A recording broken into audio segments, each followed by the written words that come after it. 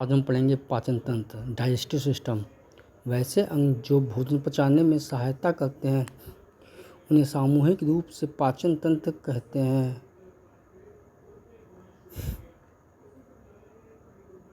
जिसमें जटिल भोजन सरल पदार्थों में टूट जाता है। पाचन तंत्र दो भागों में बटा होता है। आहार नाल संबंध पाचक ग्रंथि। आहार नाल एलिमेंट्री कैनल यह मुख गुहा से प्रारंभ होकर गुदा तक जाता रहता है। पाचन के समय भोजन आहार नाल में नहीं रहता है, आहार नाल में ही रहता है। आहार नाल की लंबाई लगभग 32 फीट होती है। आहार नाल के अंतर्गत मुख गुहा, ग्रस नली, अमाशय, छोटी आंत, बड़ी आंत, मलाशय तथा गुदा आते हैं। संबंध पाचक ग्रंथि डाइजेस्टिव ग्लैंड। ये ग्रंथियां भोजन को पचाने वाले एंजाइम का निर्माण करती हैं। इसके अंतर्गत लाल ग्रंथि, यकृत, पित्ताशय तथा अग्नाशय आते हैं। पाचक की क्रिया मुख गुहा से प्रारंभ होती है। पाचन की क्रिया छोटी आंत में पूर्ण हो जाती है। बड़ी आंत में जल का अवशोषण होता है। मुख गुहा। पाचन मुख गुहा से प्रारंभ होता है।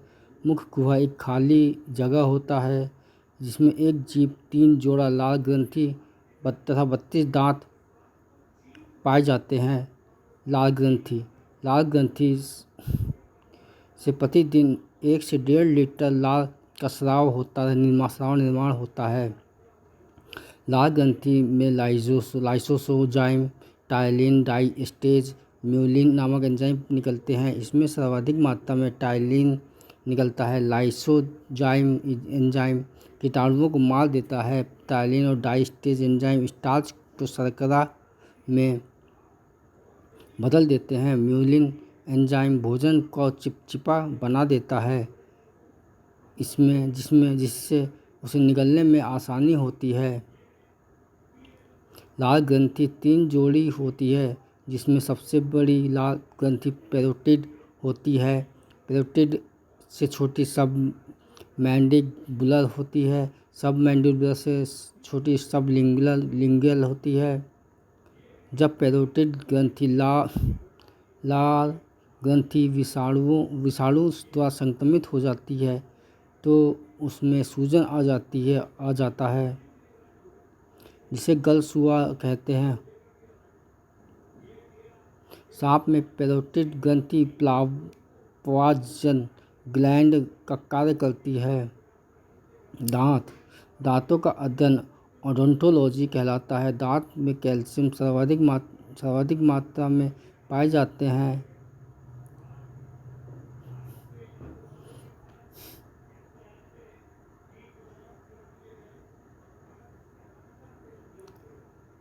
दांतों का निर्माण 85% योगदान कैल्शियम फास्फेट का होता है। 10% योगदान कैल्शियम कार्बोनेट होता है।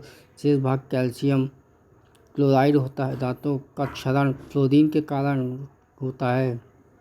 मानव दांत में 2 परत होती हैं। बाहरी परत इनामेल कहलाता है जबकि आंतरिक भाग डेंटाइन कहलाता है। मानव का सबसे कठोर भाग दांत का इनामेल होता है जो कैल्शियम फास्फेट का बना होता है। इनामेल दांतों की रक्षा करता है। डाइफायोडोंट।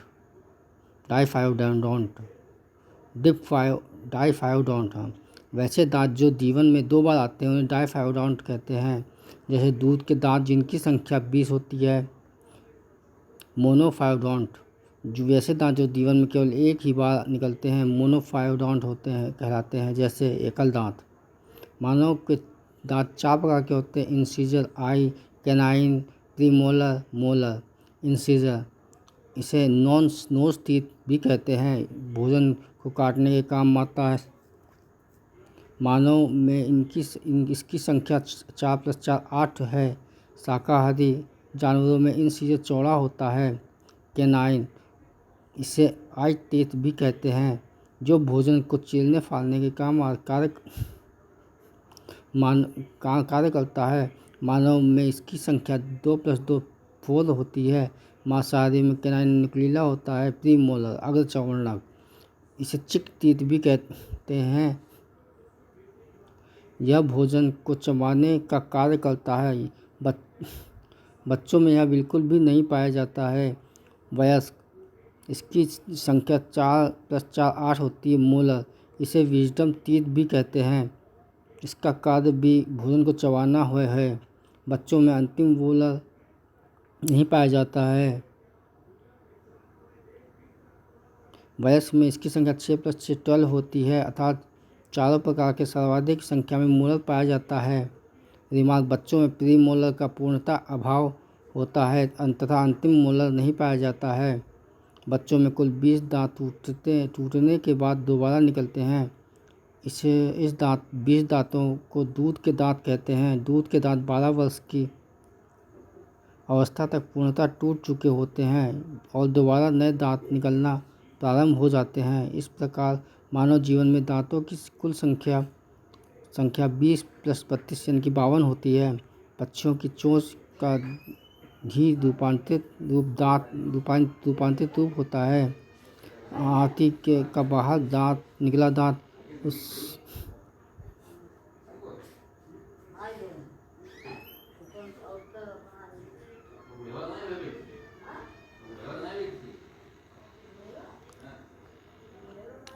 डेंटल फार्मूला ICPMM, यानी कि आई मिस इंसीजर, सी माने कैनाइन, PM माने प्रीमोलर, कैपिटल M माने मोलर।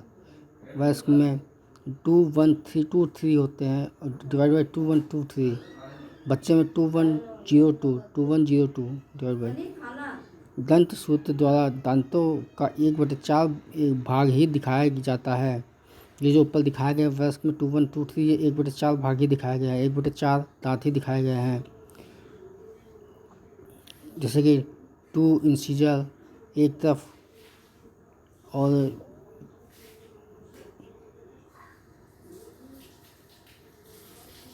Canine 1, total 4।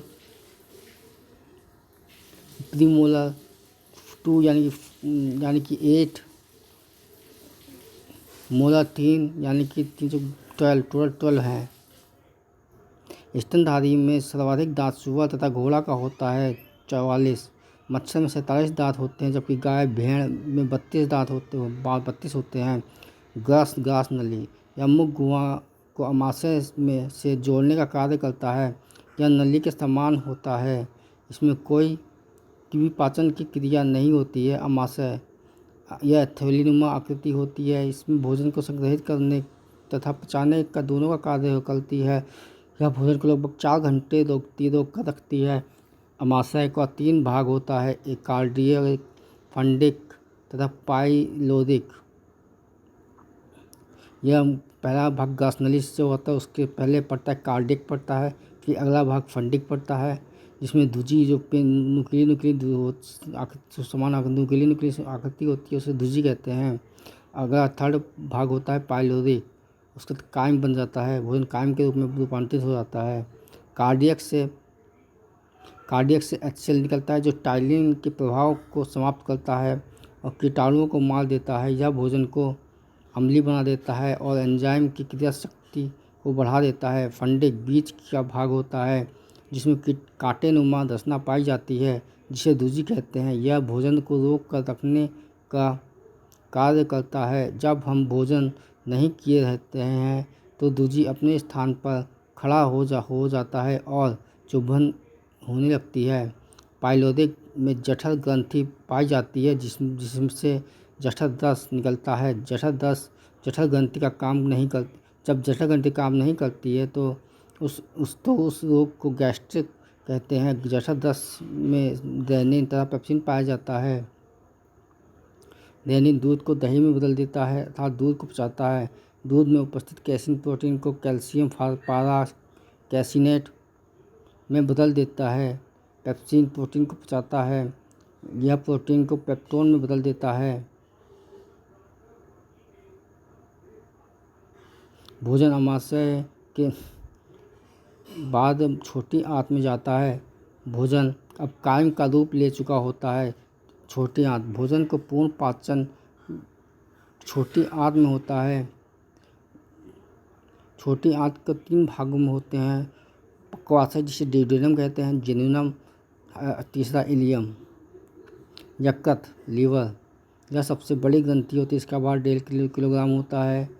यह अपने क्षतिग्रस्त हिस्सों का पुनर्निर्माण स्वयं कर लेती है। यकृत में पित्त का निर्माण होता है। अपित्ताशय, इसमें यकृत द्वारा बनाया गया पित्त आकर जमा रहता है। इसमें पित्त का निर्माण नहीं होता है। पित्ताशय यकृत के ठीक नीचे रहता है। पित्ताशय में जब स्टोन का निर्माण होता है तो ठीक नहीं हो सकता, इसलिए पूरे पित्ताशय को काट कर निकाल दिया जाता है। पित्ताशय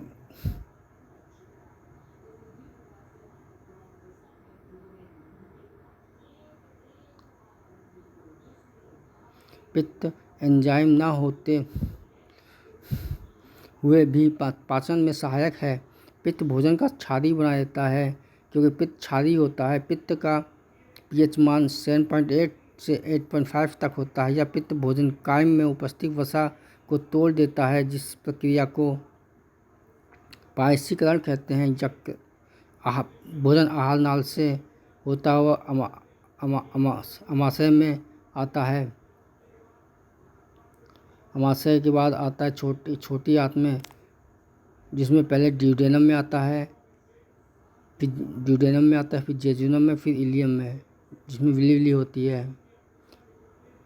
सबसे पहले भोजन ड्यूडेनम में आता है, जिसे पक्वाशय या ग्रहणी कहते हैं। यह छोटी आंत का पहला भाग होता है। अमाशय के बाद भोजन कायम जिसे कहते हैं ग्रहणी में आता है, जहाँ उसे पित्त मिलता है। वह क्षारीय बन जाता है। ग्रहणी में किसी भी प्रकार का एंजाइम नहीं होता है, बल्कि इसमें 2 प्रकार के हार्मोन्स पाए जाते हैं, कैल्सिस्टोकाइनिन, सिक्रेटिन।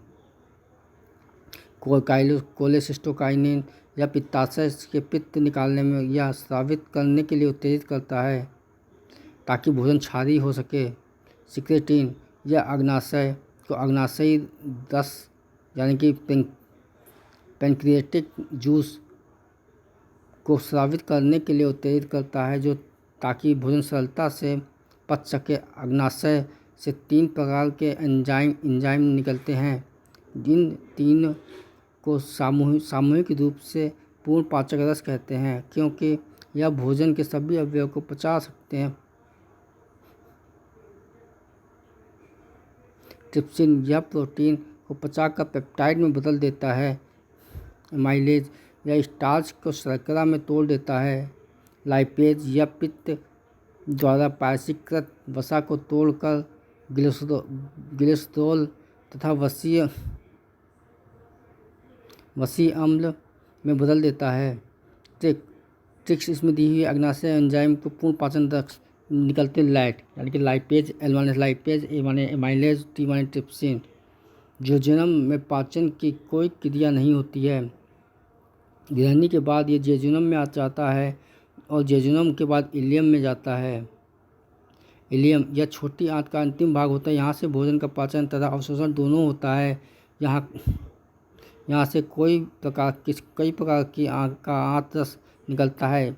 इन सभी आंत में सक्कस इंट्रिकस कहते हैं निम्नलिखित एंजाइम पाए जाते हैं।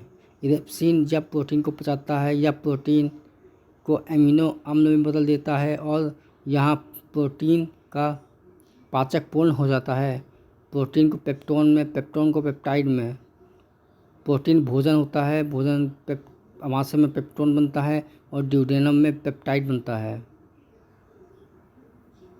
पेप्टाइड से एमिनो एसिड बनता है। इलियम में एमिनो एसिड जाता है।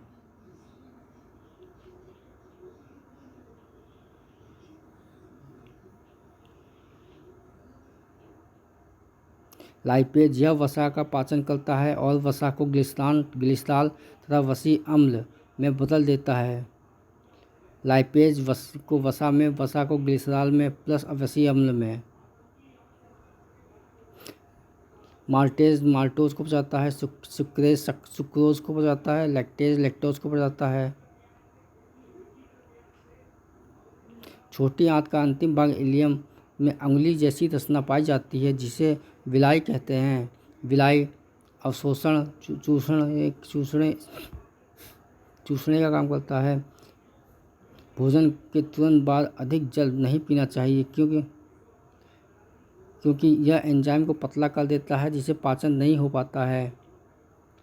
भोजन करने के कुछ समय बाद हमें नींद आने लगती है क्योंकि भोजन पचाने के लिए शरीर का अधिकांश रक्त आमाशय के मांसपेशियों में चला जाता है और मस्तिष्क में रक्त की कमी हो जाती है जिस कारण नींद आने लगती है। छोटी आंत से भोजन निकलता है तो वह काइल के रूप ले लेता है और बड़ी आंत में प्रवेश कर जाता है। बड़ी आंत लार्ज इंटेस्टाइन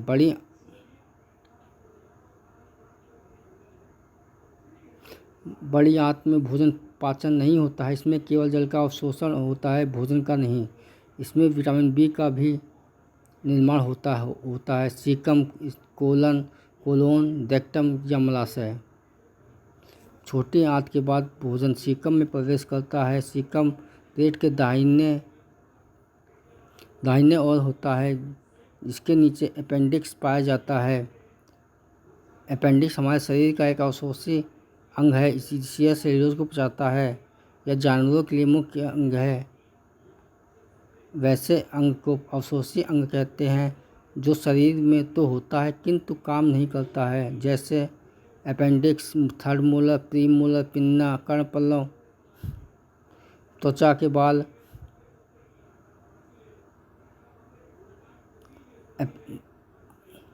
जब कभी भोजन अपेंडिक्स में फंस जाता है तो उससे ऑपरेशन करके अपेंडिक्स पूरा काट लिया जाता है। सीकम के बाद कोलोन प्रारंभ होता है जिससे जल का अवशोषण होता है। कोलोन में ही म्यूकस का निर्माण होता है। पचे हुए भोजन को चिपचिपा बना देता है। म्यूकस का निर्माण मलाशय में अवशिष्ट पदार्थ जमा हो रहता है और गुदा के द्वारा बाहर निकल जाता है। पाचन क्रिया में जल अवग्रहण की क्रिया। पाचन में संपूर्ण क्रिया 5 अवस्थाओं में होती है। अंतःग्रहण, भोजन को निगलने की क्रिया को अंतःग्रहण कहते हैं। पाचन को भोजन पदार्थों को छोटे छोटे सरल पदार्थों में टूटने को पाचन कहलाता है।